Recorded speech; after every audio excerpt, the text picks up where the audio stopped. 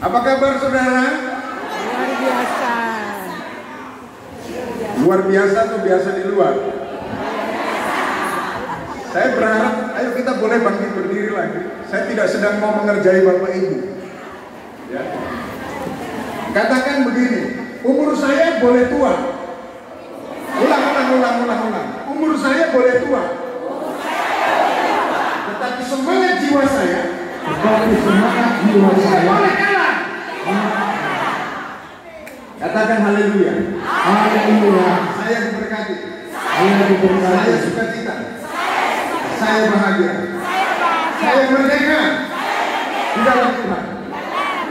Tepuk tangan untuk Tuhan kita Yesus Kristus. Jangan duduk dulu. Bilang ke sebelah kiri kanan, siap dengarkan firman. Siap dengarkan firman. Siap. Siap dengarkan firman. Lalu yang ditanya jawab begini, saya siap. Saya siap. Lalu kami tanya, bagaimana dengan kau Kak? Bagaimana dengan pendeta? Iya, karena ada orang yang datang ke ini kadang-kadang hanya mau rame, tetapi ketika firman mau disampaikan mulai lesu. Tapi saya percaya di sini tidak ada, di sana sini yang banyak. Haleluya.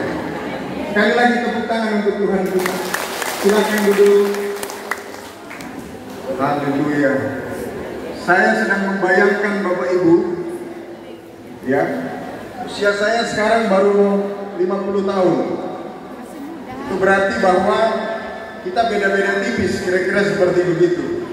Ya, tapi saya membayangkan bagaimana 10 tahun ke depan, 15 tahun ke depan, saya juga akan sama seperti Bapak Ibu. Ya. Jadi sama-sama bilang kiri kanan, kita sama ternyata.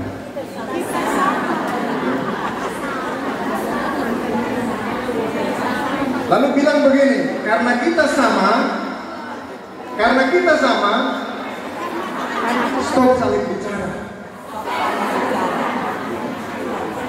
Haleluya. Nah, Bapak Ibu yang saya kasih dalam nama Tuhan Yesus, saya tidak perlu memperkenalkan nama lagi ya. Ini waktu terbatas, tadi sudah dikasih komando, jangan lama-lama khotbahnya. Tapi saya tidak mau lama-lama di tempat ini, karena saya tahu Bapak hadir hari ini sudah dengan pakaian merah putih, ya, ikat kepala merah putih, bendera merah putih, ya, karena punya satu tujuan. Apa?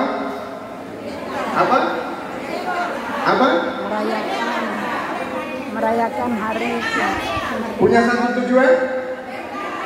Saya mau tanya dulu, siapa yang sudah merdeka angkat tangan?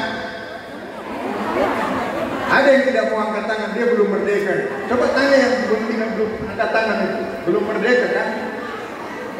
Iya. Anak-anak Tuhan harus berkata bahwa saya orang merdeka. Tidak sama dengan mereka yang di sana. Haleluya. Nah, Bapak Ibu yang saya kasih dalam nama Tuhan Yesus, satu ayat pembacaan firman Tuhan. Kita berlari saja ya, cepat. Jadi yang tidak bisa mengikuti, selamat tinggal. Haleluya. Dalam 1 Korintus pasalnya yang ke-7, ayatnya yang ke-19, bisa dibuka ayat firman Tuhannya? Ayo saya tunggu, ini satu ayat saja yang kita baca. Ya. Saya rindu semua sama-sama kita baca firman Tuhan. 1 Korintus pasal yang ke-7 ayatnya yang ke-19. 1 Korintus 7 ayatnya yang ke-19.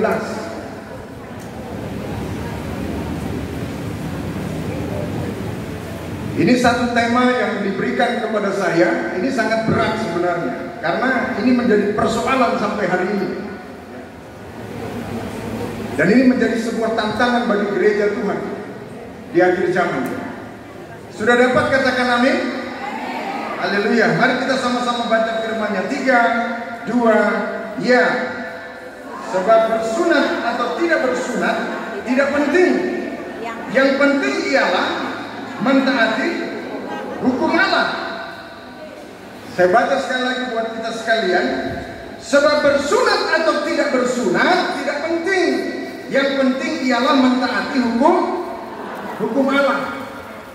Tapi hal ini masih diperdebatkan sampai hari ini, saudara. Ini masih menjadi perdebatan sampai hari ini.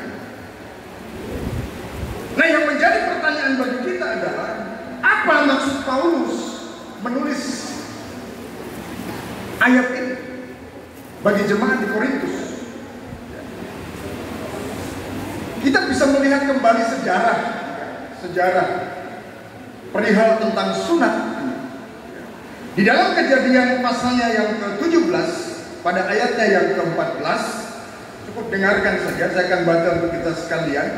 Inilah perjanjianku yang harus kamu pegang, perjanjian antara aku dan kamu serta keturunanmu, yaitu setiap laki-laki di antara kamu harus disunat. Haruslah dikerat kulit katamu, dan itulah akan menjadi tanda perjanjian antara aku dan kamu. Anak yang berumur 8 hari haruslah disunat, yakni setiap laki-laki di antara kamu turun-temurun, baik yang lahir di rumahmu maupun yang dibeli dengan uang dari salah seorang asing, tetapi tidak termasuk keturunanmu. Ayat 13 dikatakan, orang yang lahir di rumahmu dan orang yang engkau beli dengan uang harus disunat. Maka dalam dagingmu lah perjanjianku itu menjadi perjanjian yang kekal. Lalu di ayat yang ke-14 dikatakan, dan orang yang tidak disunat, yakni laki-laki yang tidak dikerat kulit katanya, maka orang itu harus dilenyapkan dari antara orang-orang sebangsanya. Ia telah mengingkari perjanjianku. Demikian firman Tuhan. Ini dasarnya, perihal tentang bersunat. Nah, yang menjadi pertanyaan, mengapa Allah menyuruh Abraham untuk bersunat? Hal yang pertama, Allah ini agar Abraham memahami bahwa Allah akan menggenapi kehendaknya melalui Abraham dan keturunannya, yakni dengan apa? Komitmen dan ketaatan yang penuh agar dapat bertumbuh dewasa menjadi manusia yang tidak bercela di hadapan Tuhan dan tidak mengecewakan Tuhan. Ini tujuan yang pertama. Lalu tujuan yang kedua, mengapa Allah menyuruh Abraham bersunat? Karena Allah ini agar sunat menjadi suatu perjanjian antara Allah dan Abraham serta keturunannya dengan menerapkan tanda surat, dengan menerapkan tanda sunat, maksud saya, pada organ reproduksi laki-laki. Ya, karena dalam prokreasi kerusakan rohani itu terjadi, ya, atau yang diwariskan dari generasi ke generasi melalui reproduksi. Nah, saudara yang terkasih di dalam Tuhan kita Yesus Kristus, atas dasar inilah Tuhan membuat sebuah perjanjian kepada Abraham pada waktu itu. Sebelumnya dia bukan bernama Abraham, tetapi Abram. Itu sebabnya ketika perjanjian ini dibuat, barulah nama Abram berubah menjadi Abraham. Nama Abram itu adalah Bapa mulia, sedangkan Abraham menjadi Bapa segala bangsa. Nah, tetapi kalau kita baca di ayat yang sebelumnya, ya, mulai dari ayat yang pertama dari kitab Kejadian tadi, usia Abraham itu sudah 99 tahun. Artinya 1 tahun lagi Abraham mencapai berapa? 100 tahun. Siapa yang usia hari ini 99 tahun, boleh angkat tangan? Siapa yang mau mencapai 99 tahun, angkat tangan? Haleluya. Semoga yang angkat tangan diberkati usianya sampai 99 tahun. Tetapi Alkitab bilang begini, kelebihannya adalah kesukaran. Tapi saya percaya wajah di tempat ini tidak ada kesukaran, semuanya wajah sukacita. Haleluya. Haleluya. Usia Abraham pada waktu itu 99 tahun. Allah sesungguhnya sedang mengingatkan kepada Abraham tentang peristiwa 13 tahun yang lalu. Apa peristiwa 13 tahun yang lalu? Waktu Allah berfirman kepada Abraham bahwa dia akan menjadi bapa banyak bangsa. Apakah hal itu langsung terjadi? Tidak. Dia sedang menanti bersama dengan istrinya yang bernama siapa? Sarai, belum Sarah, Sarah. Ibuku. Lalu karena dalam penantian yang panjang itu, Sarai merasa gelisah. Kayaknya nggak betul ini janji Tuhan terhadap suami. Maka disuruhlah siapa? Hagar. Abraham akhirnya bersetubuh dengan Hagar, dan akhirnya terciptalah seorang anak laki yang bernama Ismail. Ini dasarnya. Itu sebabnya tujuan Allah mengapa menyuruh Abraham sunat. Hal yang paling penting itu yang kedua itu tadi. Yang pertama itu sudah jelas, Allah menghendaki supaya dalam hidup orang percaya itu hidup benar di hadapan Tuhan, tidak bercacat celah. Tetapi yang paling penting adalah Tuhan mau mengingatkan kepada Abraham tentang peristiwa 13 tahun yang lalu. Itu sebabnya satu-satunya cara adalah dengan mengingatkan kepada Abraham supaya apa? Setiap laki-laki yang berumur 8 hari ini menunjuk kepada siapa? Ini menunjuk kepada Ishak yang akan dilahirkan nanti.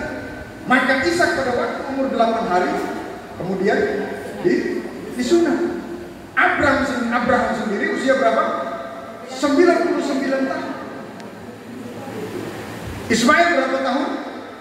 13 tahun. Itu dasarnya. Nah, yang menjadi pertanyaan bagi kita adalah, perlukah orang Kristen zaman sekarang ini sunat? Ya. Coba yang bilang perlu angkat tangan. Ya, kalau untuk kesehatan itu bagus. Karena memang kesehatan, bahkan jangankan anak-anak, anak baru 3 hari. Orang Yahudi itu 3 hari itu sudah mewajibkan untuk anaknya dilakukan sunat. Nah, di dalam Galatia pasal yang kelima ayatnya yang kedua, saya hari ini tidak mau heboh turun ke bawah ternyata, karena saya harus menyampaikan kebenaran ini bagi kita sekalian supaya tidak salah. Galatia pasal 5 ayat yang kedua berkata, sesungguhnya aku Paulus berkata kepadamu, jikalau kamu menyunatkan dirimu, Kristus sama sekali tidak akan berguna bagimu. Berarti jawabannya tidak menjadi penting. Tidak menjadi penting. Lalu apakah Yesus sendiri dan Paulus juga sunat? Yesus dan Paulus sunat tidak? Siapa yang jawab sunat angkat tangan? Ada hadiah di depan. Gak ada yang jawab. Saya tanya sekali lagi, apakah Yesus dan Paulus juga sunat? Siapa yang bilang sunat angkat tangan? Takut. Tidak dipersalahkan. Yesus dan Paulus juga sunat. Kenapa? Dia mengikuti budaya, tradisi daripada Yahudi. Dia harus menjalankan ritual itu. Dia harus menjalankan ritual itu. Lukas 2 ayat 21 berkata, dan ketika genap 8 hari dan ia harus disunatkan, ia diberi nama Yesus. Jadi bagi orang Yahudi, sunat itu merupakan bentuk daripada tanda kelahiran baru, pentahiran. Begitu juga dengan Filipi pasal 3 ayat yang kelima. Disunat pada hari yang ke-8 dari bangsa Israel, dari suku Benyamin, orang Ibrani asli, tentang pendirian terhadap hukum Taurat, aku orang Farisi. Ini pernyataan Paulus. Berarti Yesus dan Paulus juga disunat. Nah, pertanyaan berikut, mengapa orang Kristen zaman sekarang tidak diwajibkan bersunat? Apakah ayat yang kita baca di pertama tadi, apakah Paulus yang membatalkannya? Apakah Paulus membatalkan? Sehingga dia katakan bahwa sunat atau tidak sunat itu bukan hal yang penting. Bukan, itu dasarnya begini. Paulus harus tegas sebagai seorang rasul, karena pada waktu itu tradisi Yahudi, terutama Yahudi garis keras, mereka berpikir bahwa dengan melakukan sunat itu dipakai sebagai tanda untuk menerima keselamatan. Itu persoalan. Mereka mengklaim sunat itu sebagai keselamatan. Sehingga Paulus harus menyatakan dengan tegas, bersunat atau tidak bersunat. Yang paling terpenting adalah melakukan apa? Melakukan hukum Tuhan. Itu sebabnya dia katakan kepada jemaat di Korintus, sebab bersunat atau tidak bersunat tidak penting. Yang penting adalah mentaati hukum Allah. Ini yang paling penting. Maka Yesus juga pernah bilang kepada murid-muridnya, bukan orang yang berseru kepadaku apa? Tuhan, Tuhan, Tuhan, yang akan masuk ke dalam kerajaan surga. Tetapi apa? Yang melakukan. Coba tanya kiri kanan, sudah kau lakukan? Sudah. Yang ditanya coba balik tanya, jangan cuma tanya, kau juga sudah melakukan atau belum? Jangan pandai bertanya saja. Nah, apa itu hukum-hukum Allah? Ini cepat saja ya. Apa itu hukum-hukum Allah? Hukum-hukum Allah itu didefinisikan bahwa perintah-perintah dan semua ketentuan dan kehendak Allah yang diberikan kepada manusia sebagai ciptaannya, guna apa? Guna mengatur tatanan kehidupan dan perilaku daripada manusia supaya hidup bermoral, supaya memiliki akhlak yang baik dan benar, supaya manusia hidup selaras dengan kebenaran firman Tuhan. Maka dibuatlah hukum-hukum. Kalau tidak, manusia ini sangat liar, Bapak Ibu Saudara. Sangat liar.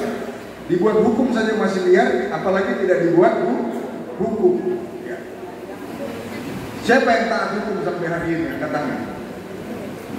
Siapa yang taat hukum sampai hari ini? Angkat tangan. Ragu kan? Terutama di kota Medan ini. Coba kita tengok di lampu merah. Ya. Masih lampu merah. Terobos saja Pak, terobos saja.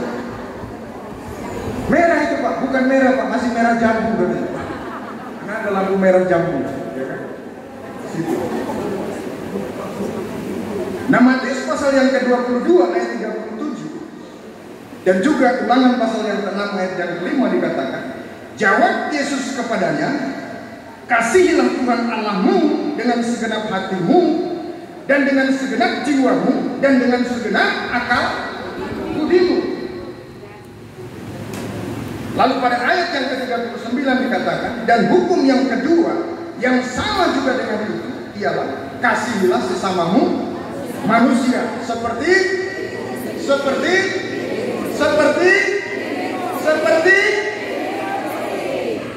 betul kita uji nanti. Ini dirangkum menjadi satu yang dikenal sebagai hukum kasih. Jadi sekian banyak hukum-hukum. Mulai dari kitab perjanjian lama kita mengenal ada Taurat. Dan semua perintah-perintah serta larangan-larangan yang Tuhan berikan, itu akhirnya dirangkum menjadi satu kalimat, ya. Yakni apa? Hukum kasih. Tidak ada hukum yang lebih tinggi daripada hukum kasih.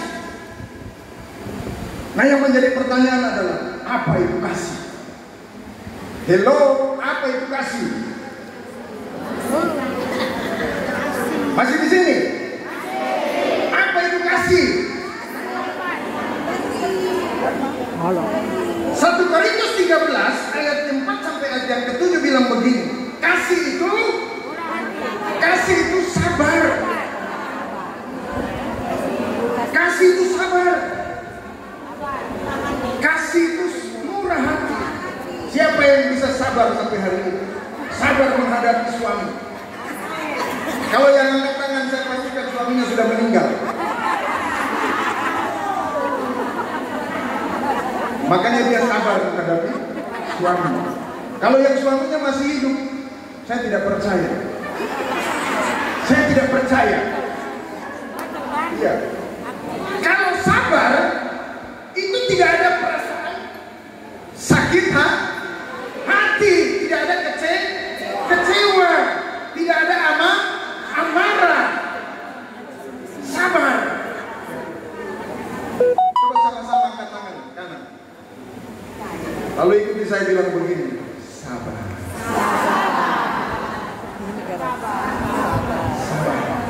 Sabar bukan nama orang ya. Sabar. Bos surga.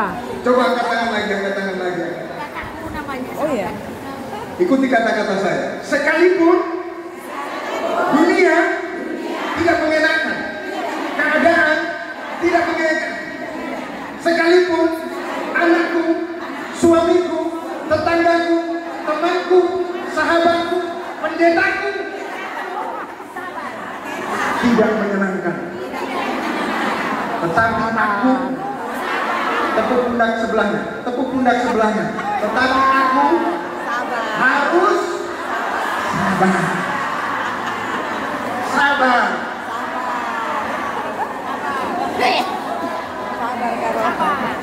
Sabar di sini, nanti begitu keluar pintu ini udah gak sabar lagi, ya kan? Ingat kelakuan suaminya, ingat kelakuan menantunya, ya kan? Ingat ya, mana lagi sabar? Yang kedua, kasih itu murah hati, bukan murahan. Bilang kiri kanan, bukan murahan, tapi murah hati. Hatinya sangat murah. Dia selalu mau mengikhlaskan apapun. Karena murah hati. Alkitab berkata seperti Bapamu murah hati. Itulah kasih. Yang ketiga, kasih tidak cemburu. Ada yang cemburu sih? Ada. Ada yang cemburu. Siapa yang suka periksa handphone suaminya?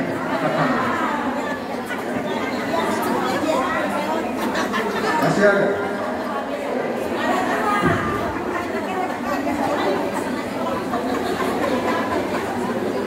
Kasih tidak cemburu. Ini cemburu. Tetangga baru beli kulkas, dia yang kedinginan. Iya. Tetangga baru beli mobil, disuruh cari tahu, cek dulu. Cek apa? Itu kredit atau cash? Cemburu. Kadang juga cemburu kepada diri sendiri. Iya. Itulah manusia. Yang keempat, kasih tidak memegahkan diri.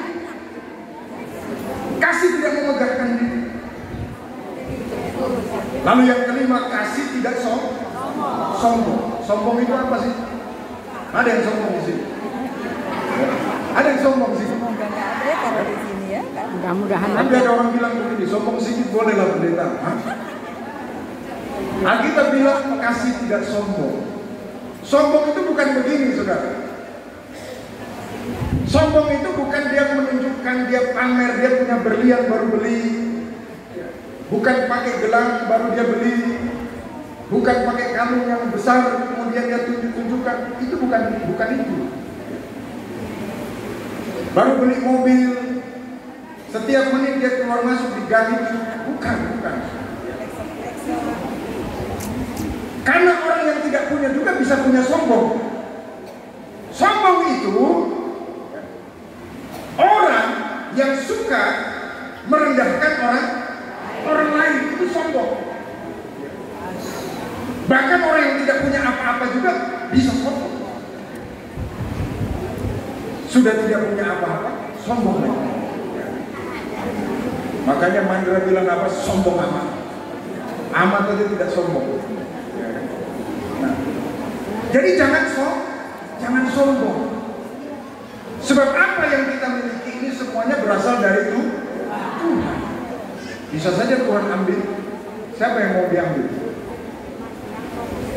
Gak ada yang mau kan? Ya, saya pun tidak mau. Yang berikut, tidak melakukan yang tidak sopan. Tidak melakukan yang tidak sopan. Terjemahkanlah sendiri. Apa maksudnya? Tidak melakukan yang tidak sopan. Tidak mencari keuntungan diri sendiri. Ini banyak sekali definisi kasih.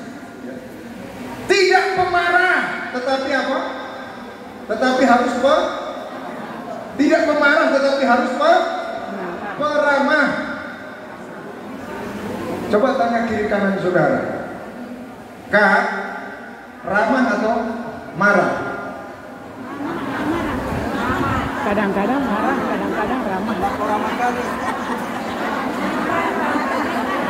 Tepuk tangan untuk Tuhan Yesus. Iya. Haleluya. Berikut, kasih itu tidak menyimpan kesalahan orang lain. Biasanya perempuan harus dikasih tahu. Laki-laki itu, ya, dia mudah melupakan, tapi perempuan tidak. Itu dari tahun 1900 sekian pun dia ingatnya. Kawannya bawa tumblernya, tumbler tahu tumbler?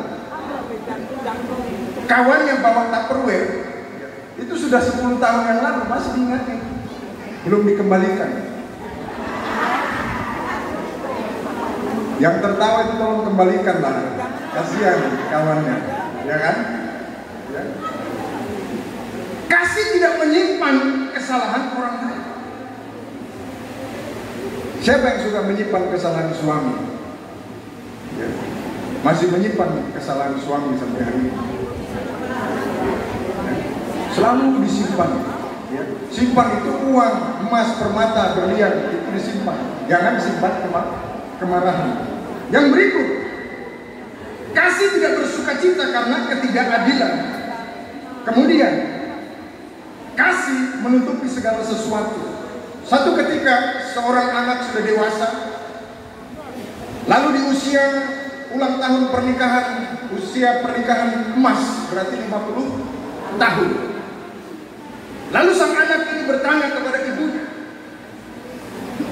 "Ma, sudah 50 tahun mama menikah dengan papa. Apa kesalahan papa yang paling terbesar dalam pernikahan bersama dengan mama?" Mamanya jawab apa? 50 tahun mama menikah dengan papamu,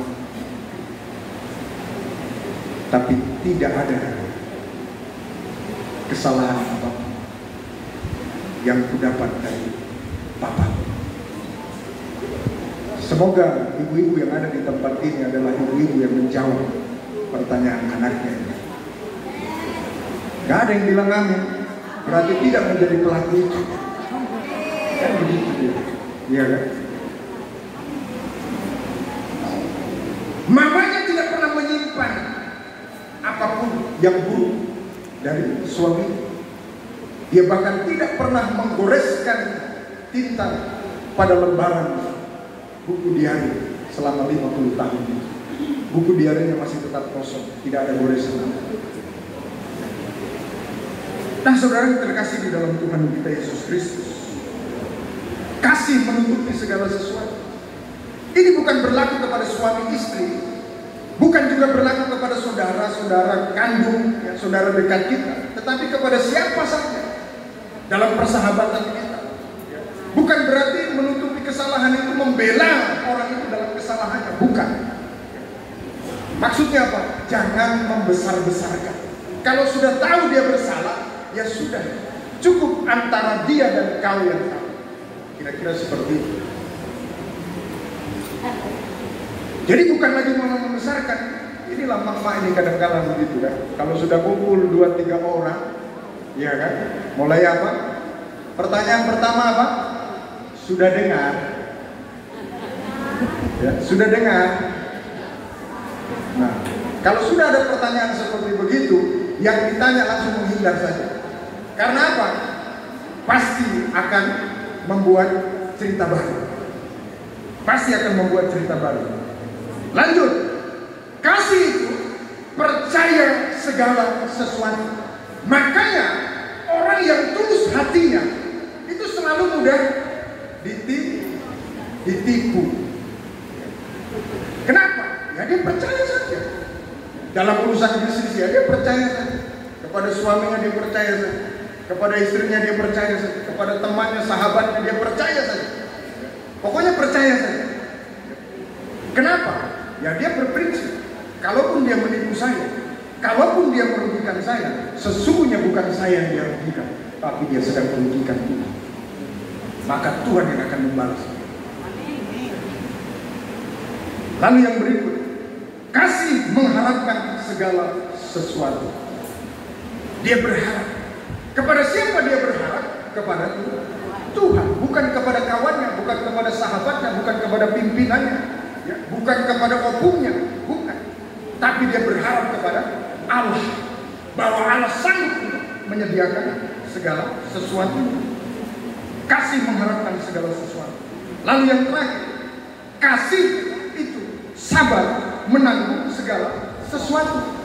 Bahkan termasuk sesuatu yang tidak harus kita terima, tapi harus kita tanggung. Maka kita bilang apa? Itu bagian daripada kasih karunia. Jadi kalau ada hari ini Bapak Ibu Saudara yang masih ada dalam pergumulan, menanggung sesuatu yang tidak seharusnya Bapak Ibu tanggung, itu adalah kasih karunia. Bilang kiri kanan Bapak Ibu Saudara, itu kasih karunia. Jadi kalau itu kasih karunia, bilang. Jadi kalau itu kasih karunia, terima saja. Terima saja.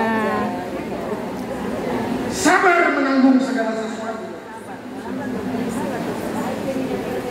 Terakhir, jadi kasih sebagai hukum Allah yang paling tertinggi itu adalah segala-galanya. Sama-sama saya katakan, kasih adalah segala-galanya. Maka kalau orang sudah hidup di dalam kasih, kalaupun ada orang yang bersalah kepadanya, maka hukum kasih berlaku atas. Selesai. Ya sudah. Nah, ini penutupnya. Sekalipun aku dapat berkata-kata dengan semua bahasa manusia dan bahasa malaikat, tetapi jika aku tidak mempunyai kasih, aku sama dengan gong yang berkumandang dan canang yang gemerincing. Ayat yang kedua dikatakan, sekalipun aku mempunyai karunia untuk bernubuat dan aku mengetahui segala rahasia dan memiliki seluruh pengetahuan, dan sekalipun aku memiliki iman yang sempurna untuk memindahkan gunung, tetapi jika aku tidak mempunyai kasih, aku sama sekali tidak berguna. Yang ketiga, dan sekalipun aku membagi-bagikan segala sesuatu yang ada padaku, bahkan menyerahkan tubuhku untuk dibakar, tetapi jika aku tidak mempunyai kasih, sedikit pun tidak ada faedahnya bagiku.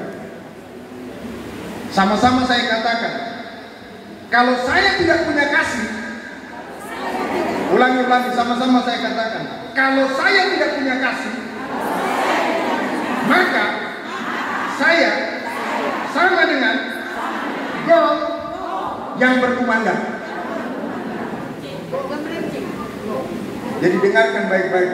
Jadi kalau kita hidup tidak ada kasih, maka kita sama dengan Gong. Makanya nanti kalau keluar sana ketemu orang yang tidak punya kasih, bilang begini, ya, sama dengan gong. Nggak usah Anda lawan. Ya. Orang itu berarti hidupnya sama seperti gong yang berkumandang dan canang yang bergemericik.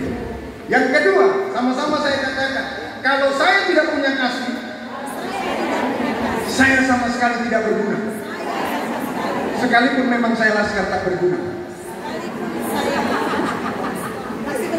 Masih berguna. Itu salah, jangan diikuti. Ya, ya. Bapak Ibu masih sangat berguna. Makanya ingat lagunya apa? Siapa bilang tidak berguna, bangun pagi berdoa untuk anak cucu. Siapa bilang lansia hanya meminta? Itu di sana bilang, di sini tidak. Lansia di sana itu yang kita minta-minta. Di sini lansianya sangat berguna. Tepuk tangan buat lansia. Haleluya. Yang berikut. Setiap orang yang mengasihi lahir dari Allah. Sama-sama saya katakan, setiap orang yang mengasihi lahir dari Allah. Jadi jika aku mengasihi, aku lahir dari Allah. Sebagai penutup yang terakhir, kesimpulannya dalam Galatia pasal yang kelima ayat yang ke-6, sebab bagi orang-orang yang ada di dalam Kristus Yesus, hal bersunat atau tidak bersunat tidak mempunyai suatu arti. Hanya iman yang bekerja oleh kasih. Jadi artinya tidak lagi kita perlu mempertentangkan. Ya. Sedikit saya menjelaskan. Ya, sebelum saya tutup. Sunat itu hanya merupakan sebuah tanda. Sama-sama saya katakan, sunat merupakan sebuah tanda.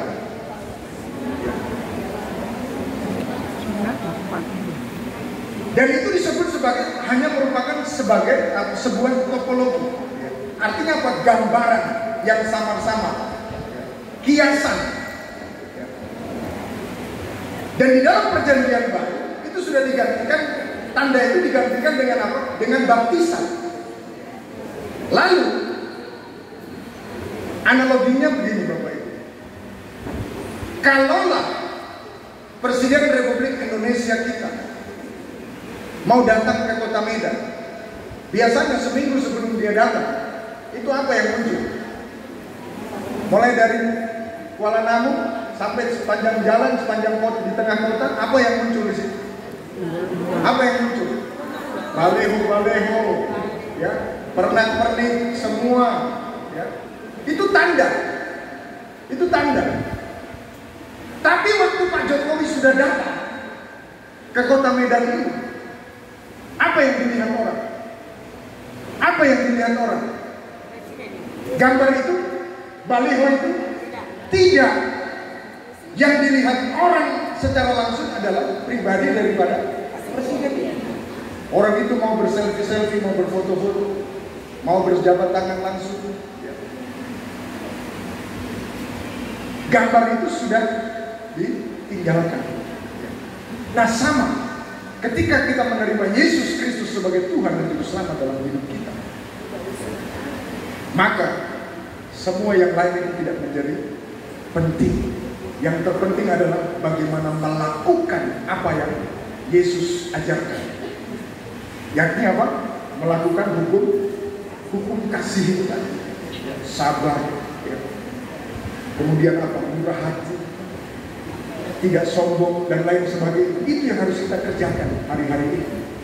Maka benar apa yang dikatakan oleh Yesus sendiri.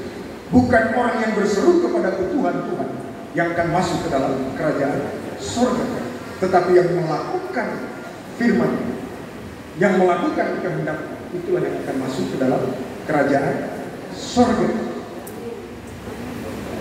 Demikian yang bisa saya sampaikan. Kurang dan lebihnya mohon dimaafkan. Akan baik memang kalau ada tanya jawab, tetapi karena waktu ya, kita harus mengakhiri. Mungkin di kali berikut kita bisa diskusi. Tuhan memberkati kita sekalian. Tepuk tangan yang meriah untuk Tuhan kita Yesus Kristus. Tuhan memberkati Bapak Ibu sekalian. Terima kasih Pak Pendeta.